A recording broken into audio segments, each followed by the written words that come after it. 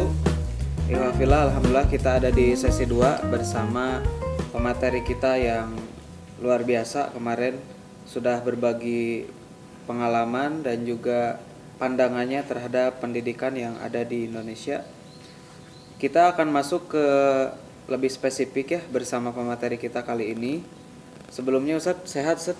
Seperti biasa dengan baju batik yang ini endorse bukan Ustadz? Iya, biasa dari Trusmi. Dari Trusmi ya, mudah-mudahan kita di-endorse ke depannya, amin. Kita akan masuk ke pembahasan sejarah terbentuknya Al-Marwah, mungkin Ustadz gitu ya? Ya, SMA PUKI dan SMK Al-Marwah. Iya, gitu. Nah, ini juga penting diketahui oleh bagi siswa utamanya yang baru masuk dan orang tua siswa juga, terutama bagi guru-guru juga yang baru bergabung. Mungkin kita akan masuk ke sejarah bagaimana Al-Marwah ini bisa terbentuk sebegitu hebatnya.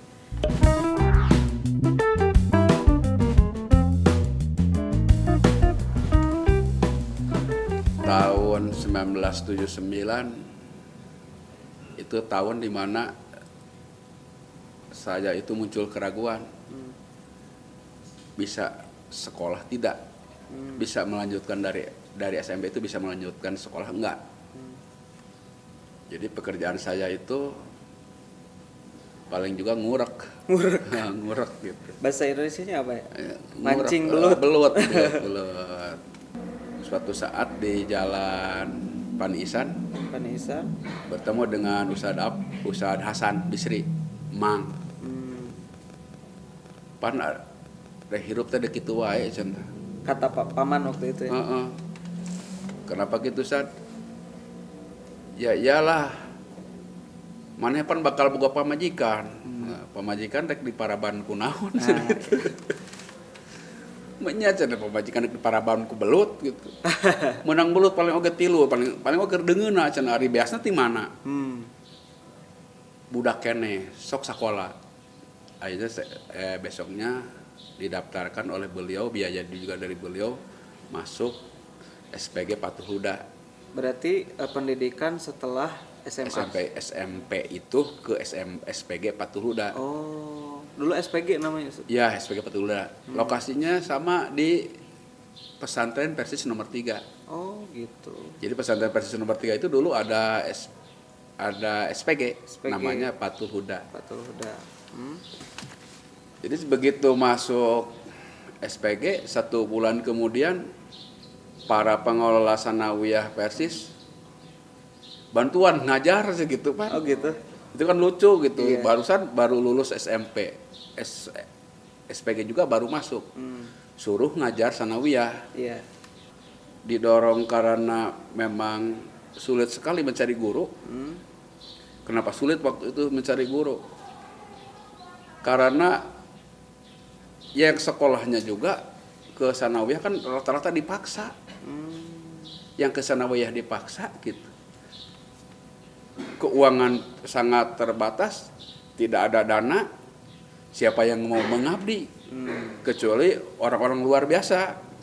Seperti Ustadz Holil, Rahman, Ustadz Ade, Aminuddin gitu. Mungkin Ustadz Almarhum Ustadz Apai gitu. Mereka itu pengabdi-pengabdi yang luar biasa gitu. Terus dari kalangan generasi muda memang jarang.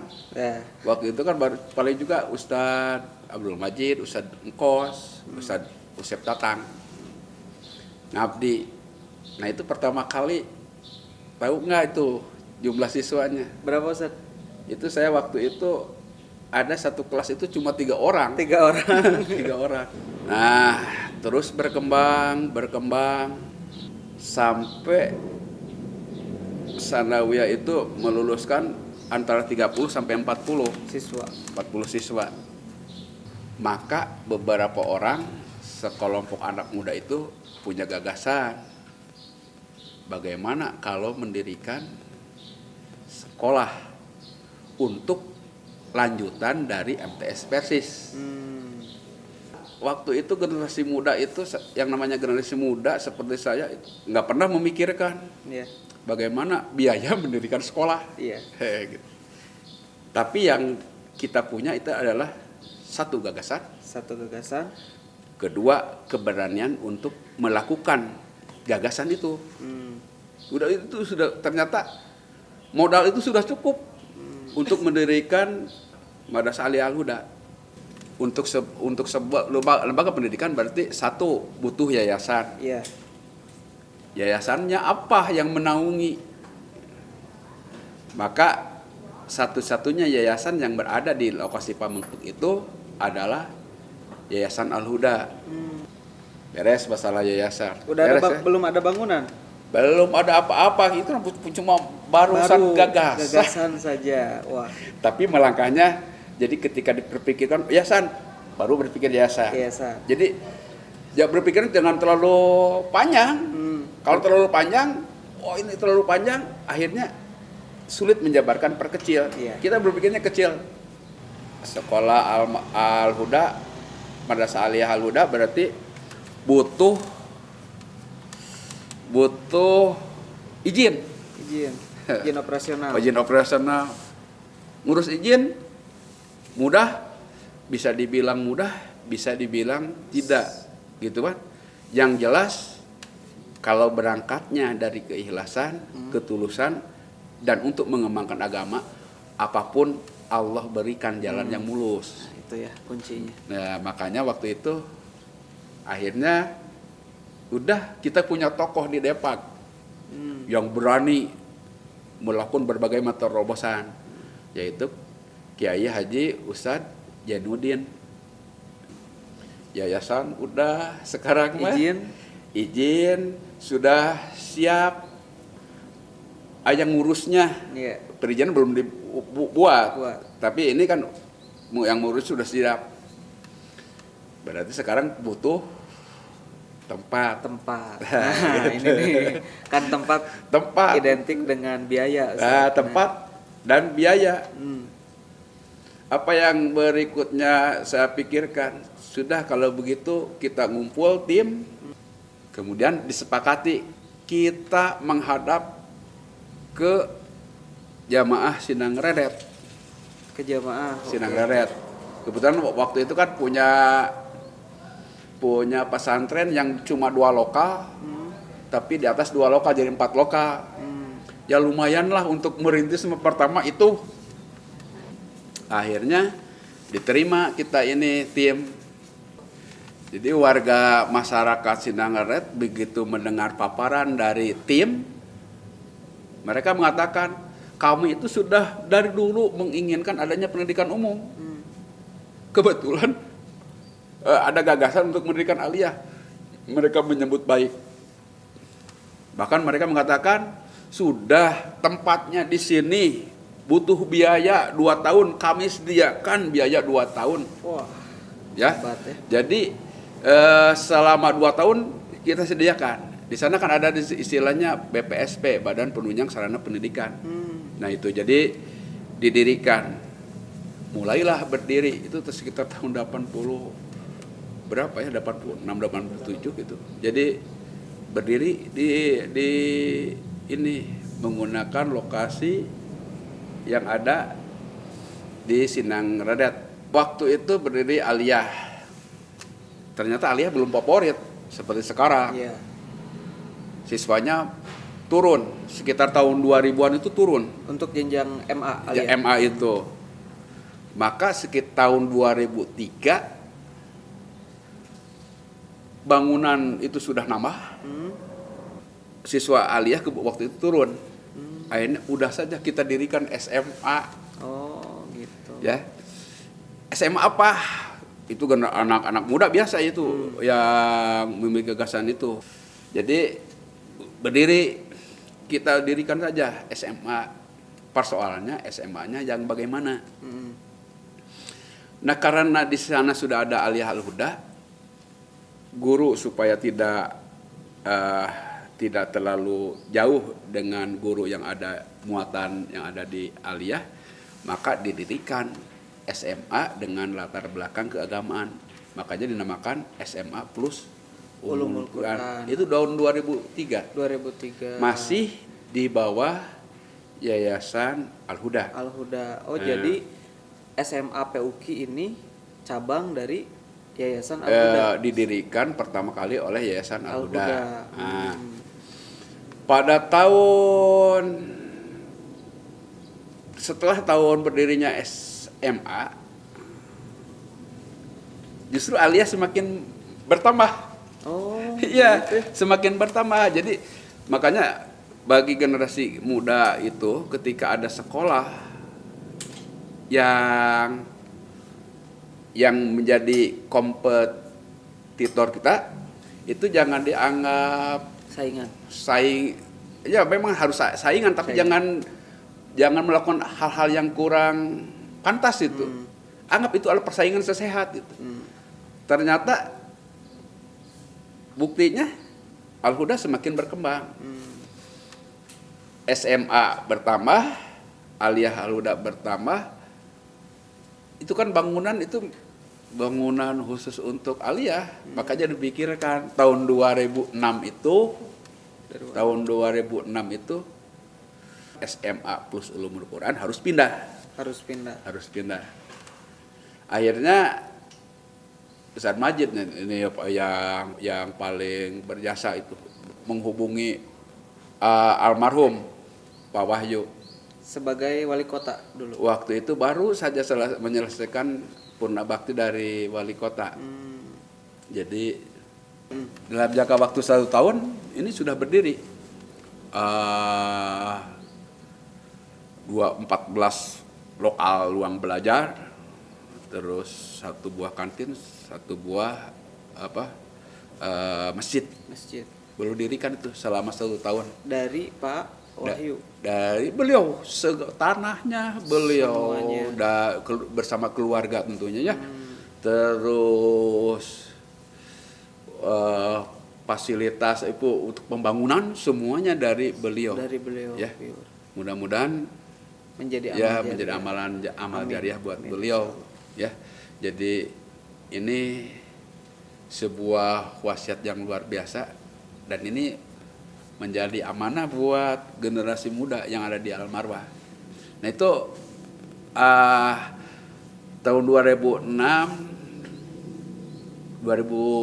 menjelang 2007 pindah dari sana dari pesantren nomor 70 pindah ke sini. Ya, dengan menempati 2 buah lokal. 2 buah lokal karena baru 2 kelas. Ya. Ya baru 3 lokal ya. 4 lokal. Jadi ada 1 angkatan 2 kelas. Jadi baru 4 lokal digunakan. Ini masih ada 8 lokal yang belum digunakan. Kosong. Ya, masih belum digunakan. Mana pada tahun 2007 itulah SMA plus Ulumul Quran diserah terimakan pengolahannya, dipercayakan kepada Yayasan Al-Marwah. Oleh sebab itu makanya sekarang Pak Wahyu sering menganalkan udah SMA plus Ulumul Quran pakai Al-Marwah di belakangnya. Nah itu semua yang kita lakukan ya, 1 gagasan yang gagasan yang benar-benar untuk kemajuan umat gitu kan. Kedua, itu perlunya sebuah gagasan yang ditindaklanjuti dengan action. Bukan hanya gagasan. Gagasan itu. Gagasan kalau tidak punya aksi apa artinya gitu kan. Sebab berikutnya adalah ketika kita punya action, muncul masalah, selesaikan setiap persoalan ketika mewujudkan cita-cita itu. Jadi semuanya ternyata lancar-lancar saja, tapi tetap dibalut sebuah keyakinan bahwa ketika kita ini menempuh jalan dan jalan itu berada pada ridha Allah, maka tentu Allah akan senantiasa memuluskan jalan itu. Wah, luar biasa. Ya.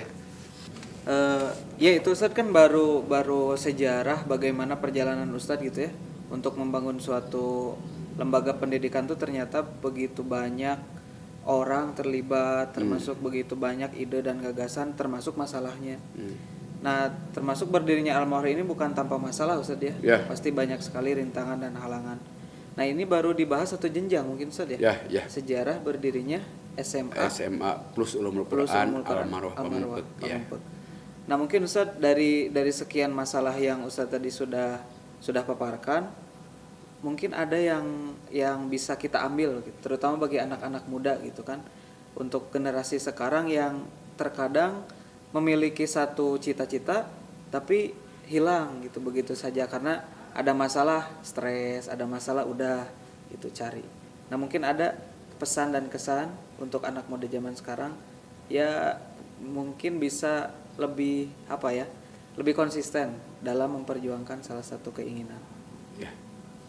Jadi untuk bagi anak muda jangan berhenti untuk bermimpi, ya. Tapi mimpi jangan tinggal mimpi, berarti berbuatlah, ya. Berbuatlah untuk mengejar mimpi itu. Ingat, kita juga adalah bagian dari sebuah komunitas besar, maka segala sesuatu pasti butuh orang lain. Ya, seperti halnya kita kan dari tadi sudah jelaskan.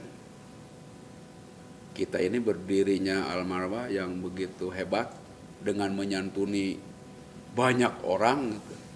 Sekarang itu kan hampir 1.000 orang itu mendapatkan pendidikan gratis. Itu menunjukkan bahwa segala sesuatunya memang banyak pihak. Salah satunya adalah Yayasan Al-Ma'ruf yang begitu betul-betul. Ini sebab agak beda dengan yang lain. Al-Ma'ruf itu betul-betul selalu berada di tangan di atas. Iya. Beda dengan ya biasanya ya kita saksikan dari cerita-cerita yang lain, tidak seperti itu. Al-Ma'ruf itu pasti selalu di atas. Enggak pernah meminta jatah gitu kan. Tapi justru selalu memberikan apa yang dianggap kurang oleh para pengolah. Nah, mudah-mudahan itu bagi generasi muda, nah ini seperti Adi, Agis gitu, Pak Faisal, Pak Anies, itu selalulah berbuat baik, bermimpi, berbuat, kemudian segala sesuatunya komunikasikan dengan orang yang lebih tua, orang yang lebih banyak dana gitu kan. Dan banyak pihak yang mungkin dibutuhkan untuk terlaksana sebuah mimpi itu. Ya. Jadi Al-Ma'ruf memang super hebat. Nah, itu ya. Jadi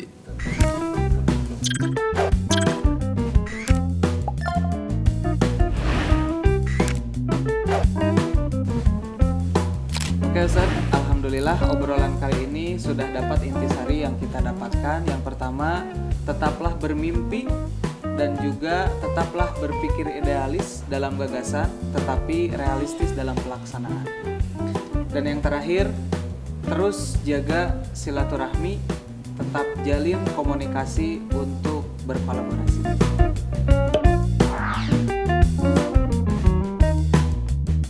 Ya, alhamdulillah selesai. Demikian mungkin obrolan kita kali ini.